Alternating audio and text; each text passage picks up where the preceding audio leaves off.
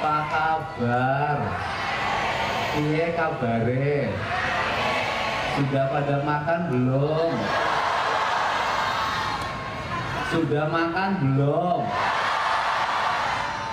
Ternyata yang bohong bukan orang Jabar saja.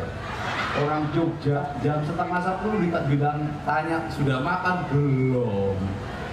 Belum benar.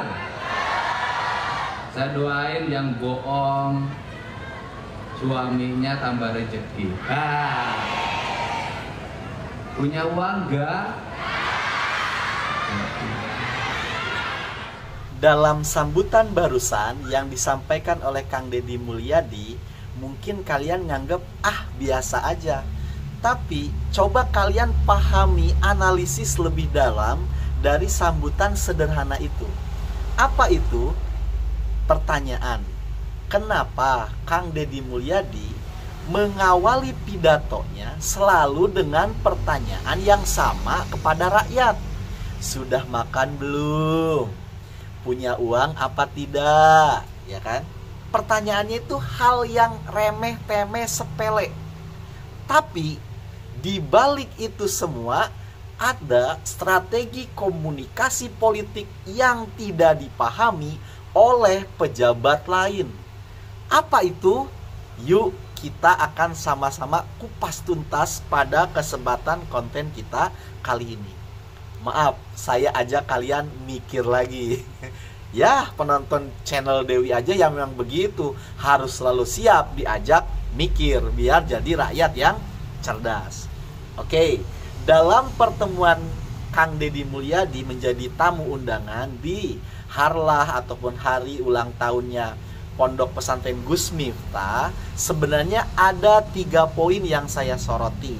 Yang pertama, Kang Deddy Mulyadi ingin menunjukkan kepada rakyat Indonesia keseluruhan bahwasanya dia ingin memperlihatkan, menunjukkan apa arti dari persahabatan. Itu yang pertama.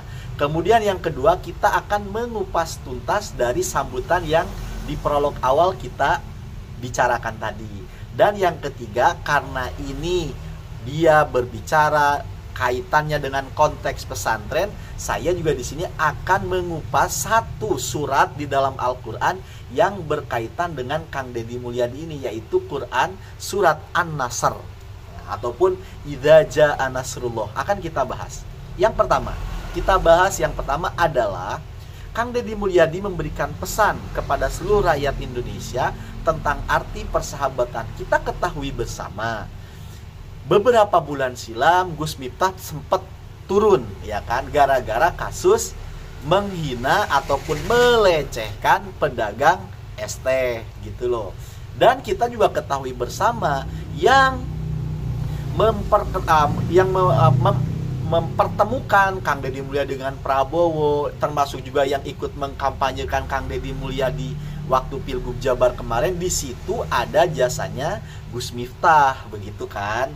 Nah, di sini Kang Deddy Mulyadi ingin memberikan satu pesan bahwasanya sahabat itu hadir ketika dalam suka ataupun duka. Jangan waktu sukanya aja, karena kalau waktu sukanya aja itu namanya cari untung, namanya pedagang. Kalau nggak untung ya ditinggal. Nah, Kang Deddy Mulyadi ingin menunjukkan, memberikan pesan, saya ini bukan pengkhianat, tapi saya ini sahabat.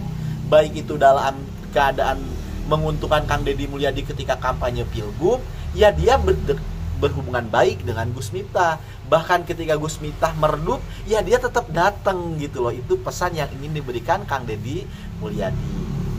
Kemudian yang kedua, tentang sambutan di setiap pidato, Kang Deddy Mulyadi selalu bertanya, sudah makan belum?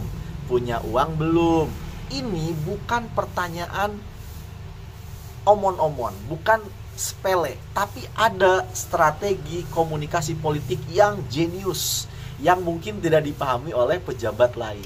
Yuk kita sama-sama kupas tuntas. Yang pertama adalah pendekatan populis ataupun kerakyatan. Kang Deddy Mulyadi ini menggunakan bahasa yang sederhana dan sangat dekat dengan kehidupan sehari-hari rakyat. Pertanyaan sudah makan atau belum dan punya uang atau tidak adalah pertanyaan yang sangat personal dan mengena di kalangan masyarakat biasa, terutama kelas menengah ke bawah. Ini menunjukkan bahwa ia ingin dipersepsikan sebagai pemimpin yang peduli, merakyat, dan memenuhi kebutuhan dasar rakyat. Kira-kira itulah dibalik salah satunya nih, poin pertama dibalik dari pertanyaan yang dianggap remeh ini oleh banyak orang. Ternyata punya tujuan terselubung. Dan itu kalian rasakan kan? Rakyat kalian rasakan juga. Masuk kepada yang kedua. Framing pemimpin yang empatik dan humanis. Dengan mengulang pertanyaan ini di setiap pidato, gubernur ataupun Kang Deddy Mulyadi membangun citra sebagai pemimpin yang empatik. Empatik itu merasakan apa yang rakyat rasakan, itu namanya empatik. Seolah-olah ia benar memikirkan nasib rakyat kecil. Ini adalah strategi political branding untuk membedakan dirinya dengan politisi lain yang mungkin dianggap elitis dan terlalu formal. Sudah kebaca ya strateginya. Dia itu ingin membedakan, saya ini beda loh dengan politisi lain. Politisi lain kan pakai teks, ya kan, formal. Tapi Kang Deddy Mulyadi menggunakan strategi yang berbeda. Selanjutnya, penguatan narasi kesejahteraan ataupun welfare politik. Pertanyaan seperti sudah makan atau belum, punya uang atau tidak, secara tidak langsung mengarah pada isu ekonomi dan kesejahteraan. Ya kan? Yang merupakan isu sensitif dan penting bagi mayoritas masyarakat. Dengan terus mengulanginya, ya kan, KDM menciptakan narasi bahwa ia fokus pada peningkatan taraf hidup rakyat. Jika ia bisa mengaitkannya dengan kebijakan nyata, misalkan bantuan sosial, program lapangan kerja, dan kebijakan-kebijakan lain, maka ini akan memperkuat legitimasinya. Jadi Kang Deddy Mulyadi selain mempertanyakan itu semua, sudah makan apa belum, punya uang atau belum, itu kan tentang ekonomi dan kesejahteraan. Tapi di sisi lain, dia juga menciptakan kebijakan-kebijakan yang pro dengan pertanyaan itu, yang pro rakyat. Selanjutnya, retorika simbolik untuk menjalin kedekatan emosional. Pertanyaan seperti sudah makan atau belum adalah bentuk retorika simbolik yang bersifat kultural, terutama di Indonesia, di mana menanyakan sudah makan adalah bentuk perhatian yang umum. Cerdas ya. Ini menciptakan ikatan emosional dengan audiens, membuatnya terlihat lebih akrab dan bersahabat. Itu pertanyaan itu menyentuh, udah makan atau belum. Itu pertanyaan di orang Indonesia, di kultur Indonesia itu, wah itu pertanyaan yang menunjukkan kedekatan seseorang gitu. Itu dipakai oleh Kang Deddy Mulyadi. Luar biasa. Selanjutnya, strategi repetisi atau pengulangan pesan politik. Dengan terus mengulang pertanyaan yang sama, KDM memastikan bahwa pesannya ini mudah diingat dan menjadi trademark, ciri khas. Ini mirip dengan teknik jingle politik yang digunakan dalam kampanye agar publik mengasosiasikan dirinya dengan kepedulian terhadap rakyat. Dengan terus diulang-ulang, akhirnya terbentuk satu persepsi di masyarakat, wah ini ciri khas Kang Deddy Mulyadi banget nih. Dan ini ciri khas Kang Deddy Mulyadi yang merakyat.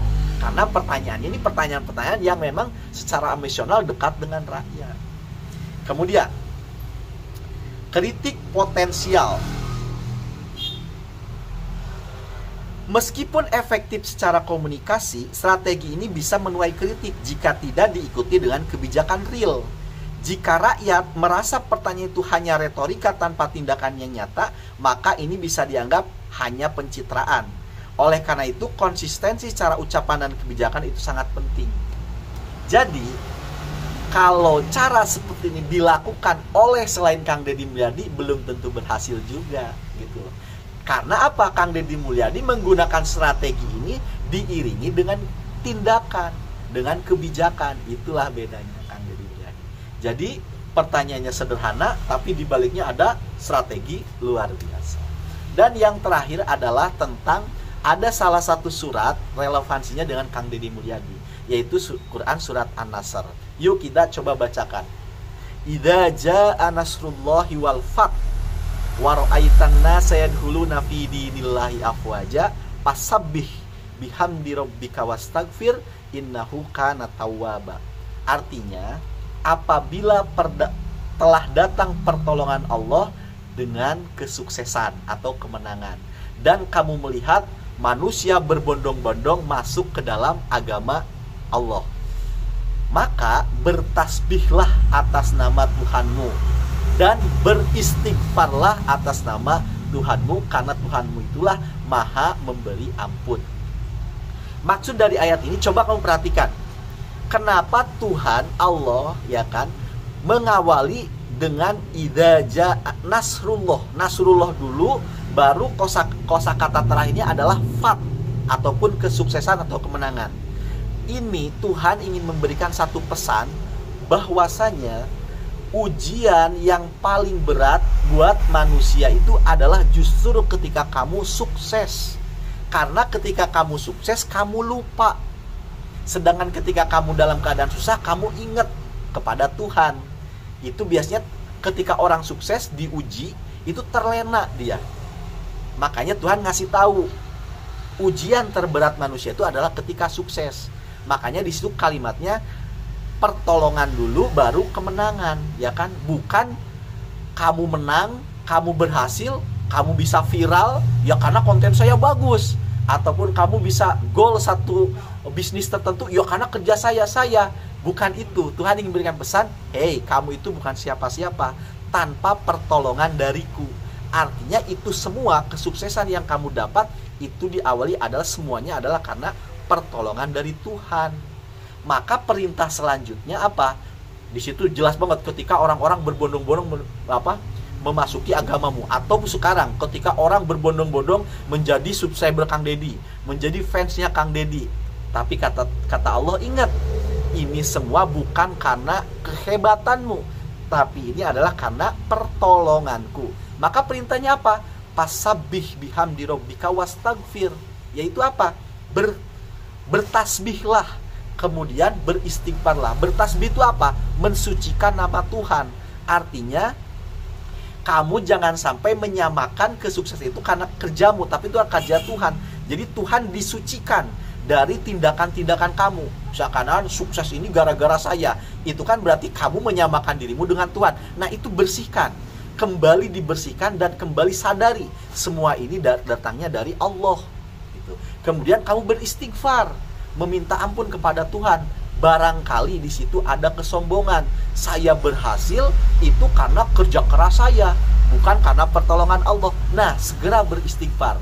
Itu ayat ini sangat relevan nih buat Kang Deddy Mulyadi, dan saya yakin juga Kang Deddy Mulyadi paham betul dengan ini semua. Jadi ketika dia sekarang ada di sukses, ya kan, jadi gubernur juga banyak yang nyukai, pokoknya sukses lah, kemana-mana ada yang ngefans dan lain sebagainya. Harus disadari betul, ini semua bukan karena kita, bukan karena dirinya, tetapi karena benar-benar pertolongan dari Allah Subhanahu wa Ta'ala. Nah, ketika manusia selalu ingat ini, justru ketika dalam sukses pun dia akan selalu tetap waspada, tidak terlena, begitu loh ya. Nah, ini juga pelajaran nih buat kita semua. Kita dalam keadaan sukses, dalam keadaan berhasil, itu justru ujian yang paling berat buat kita. Hati-hati, selalu bertasbih dan kemudian beristighfar. Tahu nggak? Ayat ini asbabun nuzulnya itu adalah ketika Nabi Muhammad itu perang, menang perang, ataupun dia sampai menaklukkan satu kota Mekah gitu loh. Dia pokoknya dalam keadaan menang aja gitu loh. Lagi kuat-kuatnya Islam waktu itu. Ayat ini turun. Nah, ketika ayat ini turun dalam keadaan kemenangan, Nabi Muhammad SAW tidak dengan merayakan pesta pora, merayakan kemenangan, enggak. Justru dia kembali berintrospeksi dengan cara bertasbih, mensucikan nama Tuhan, lalu kemudian dia beristighfar gitu. Jadi dalam keadaan menang dia tidak terlena, karena emang perintah Tuhan itu begitu. Nah, kalian pun harus hati-hati nih dalam keadaan di puncak sukses ataupun dalam keberhasilan, hati-hati. Itu ujian justru datang dari situ. Terima kasih karena sudah menyimak, semoga bermanfaat.